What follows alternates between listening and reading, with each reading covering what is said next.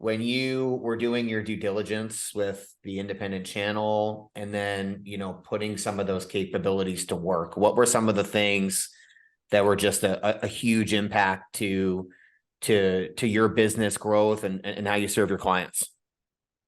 Sure. Well, I mean, first is access to services, right? You want to know, most of us, if not all of us, know who our core client is, and you have to partner with somebody who's going to serve your client, you and your clients, as well or better than your current place. It has to be better or enough. We talk a lot about retiring from versus retiring to. I think the same is true in um, in the transition world. Are you transitioning from, you just hate the place where you were, or are you transitioning to do something different? And that was a big part for us. Is this person going to, or is this um, company going to support what it is that we're doing? You want to find, I think, the right partner. You want to understand the finances. I think that again, fit, feel, and financials is your thing, and I think that those are crucial. I think that having a simple way of understanding how you're going to get paid is important. We it's confusing enough to deal with all of the things that go into a transition. Trying to figure out what your real payout's going to be Yeah. shouldn't be one of them. And most of the time, unfortunately, and I know that you guys do a good job of educating clients, but I'll be honest with you, Corey, we're not paying a whole lot of attention during that phase. Like that, at least for me, advisors, I think, see the big picture and we understand.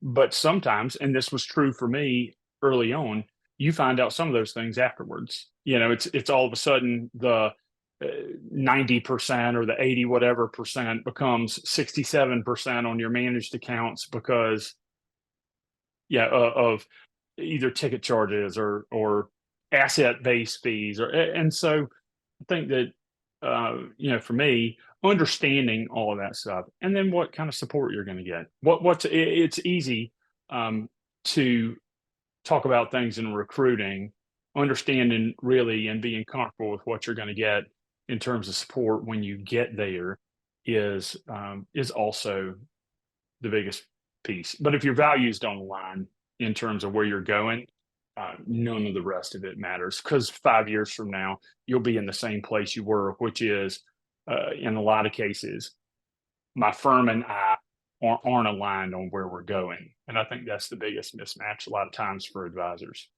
Sure. So I hate to beat a dead horse, Chip, but like a lot of advisors in the employee world, they don't know what the world looks like on the employee side. So I was just kind of curious, like specifically in your practice, when you made the move from like the employee world to Mhm.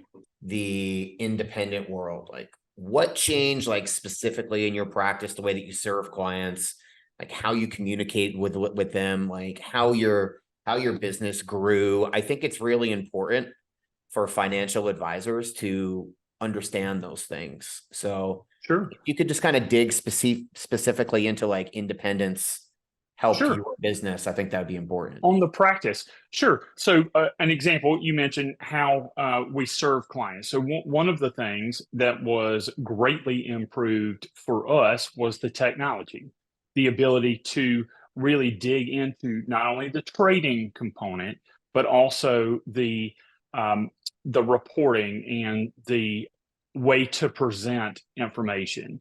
Now, as things have evolved, because we've been with Raymond James now for almost 8 years, now it is the openness to additional technologies. A great example in my practice specifically is Holistiplan, and being able to use. In fact, I talked to somebody who was with one of the major wirehouses the other day, who was actually a CPA, but couldn't use Holistiplan or any of the other tax presentation softwares. Yeah. And that's been a great being able to go out and research some of the newer things that are available, and then coming back to, in our case, Raymond James, and having that conversation of, this would be beneficial in my practice. Things like podcasts things like YouTube, Instagram is new in our world. And I feel like if you look at the independent space, those folks are evolving. It's a process for everybody. I mean, we all have rules that we have to follow,